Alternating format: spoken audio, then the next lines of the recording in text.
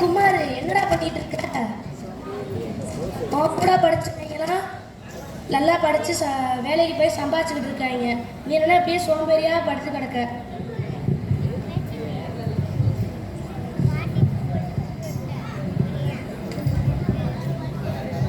எப்போ பார்த்தாலும் ஒரே படிச்சு உடனே வேலைக்கு போன்னு சொல்லிட்டு கிடக்காங்க.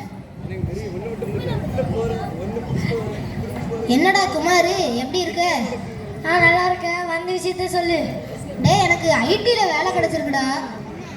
வர திங்கக்கிழமை நான் வெளியூருக்கு போகிறேன். அதான் ஒன்று ஒரு அது பார்த்துட்டு போகலாமேன்னு பார்த்தேன். ஓகே, ஜாலியாக போ.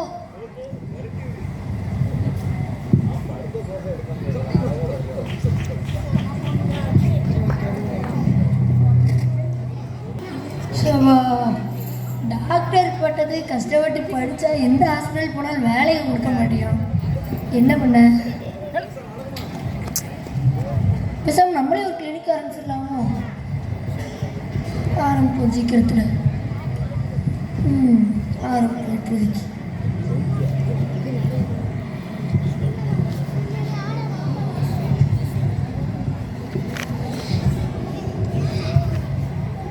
டெய்லி படித்து வேலைக்கு போகணும்னு சொல்கிறாங்க. இப்போ என்ன முன்னாலாம் படித்து வேலை போகிறது அந்த காலம். இப்போ ஏமாந்து சமாளிக்கிறதா இந்த காலம். அதேபடியே நம்மளே செய்வோம். சரி, ஹாஸ்பிட்டல் இப்படியும் வருது. கிளினிக்கு பணி கட்டி முடிச்சாச்சு. கமாண்டர், என்ன டாக்டர் சொல்லுங்க டாக்டர். அதாவது ஒரு போர்டு உங்களுக்கு போட வேண்டியிருக்கு. அந்த போர்டை மட்டும் நான் சொல்கிறத அப்படியே எழுதி போட்டுருங்க. அதாவது நோய் குணமானால் மட்டும் 500 ரூபாய் தந்தால் போதும், குணமாகாவிட்டால் 2000 ரூபாயாக திருப்பி தரப்படும்னு ஒரு போர்டில் எழுதி போட்டுருங்க.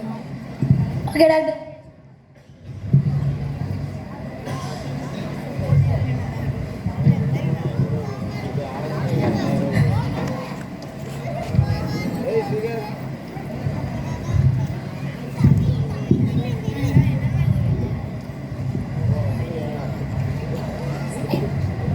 சரி, அவனாச்சும் வருவான். இங்கே காலையிலேருந்து பார்த்துருக்கேன், ஒரு பையன் கூட சிக்க மாட்டேங்கானே. நான் கடைக்காலம் பார்ப்போம்.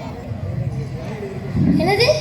உங்கள் நோய் குணமாகிவிட்டால் 500 ரூபாய் தந்தால் போதும், ஆனால் நோய் குணமாவால் விட்டால் 2000 ரூபாய் திரும்பி தரப்படும். மாட்டிக்கிட்டான் டாக்டர். நீ முடிச்சிட்டு ஜோலி, அவன் ஜோலி. நீ பேர் வா.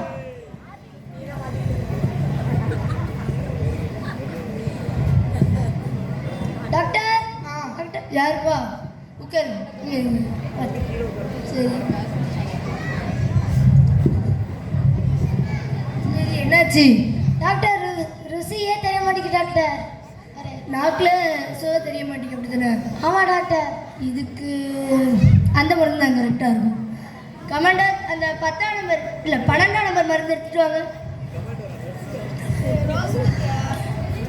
அதை எடுத்து ஒரு வாயில் நல்லா ஊற்றி. என்ன டாக்டர், வாய்க்குள்ள பெரிய பால சொரகமே இருக்கு.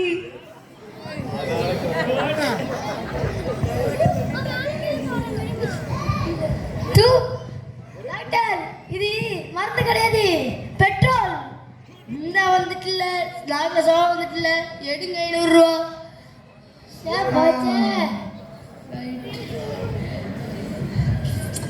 இந்த தடவை ஏமாறக்கூடாது.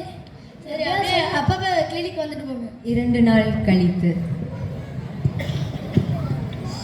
டாக்டர். டாக்டர் எழுப்பா. டாக்டர், எல்லாமே மறந்து போகுது டாக்டர். மருந்து போதா?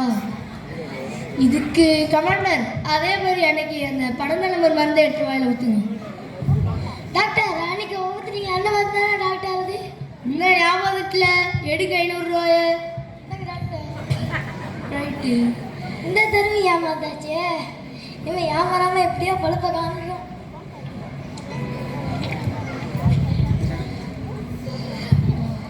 2 days later. டாக்டர்.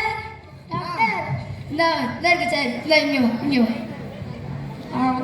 உட்கார் போ. டாக்டர், கண்ணே தெரிய மாட்டேங்குது டாக்டர். கண்ணு தெரிய மாட்டிக்கா. சாரி சார், என்கிட்ட இதுக்கான மருந்து இல்லை. இந்த 2000 ரூபா பிடிங்க.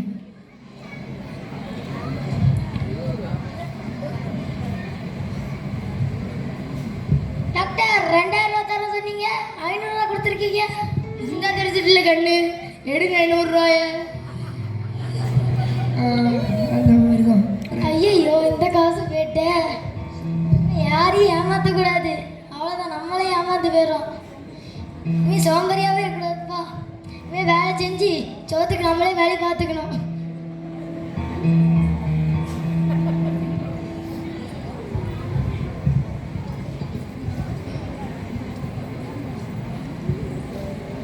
சோம்பலை வென்றிடு, சோம்பேறியே நீ எறும்பினத்தில் போய் அதன் வழியை பார்த்து ஞானத்தை கற்றுக்கொள். நீதிமொழிகள் 6ஆம் அதிகாரம் 6ஆம் வசனம். Conquer laziness. Go to the ant, you sluggard. Consider its ways and be wise. Proverbs chapter 6 verse 6.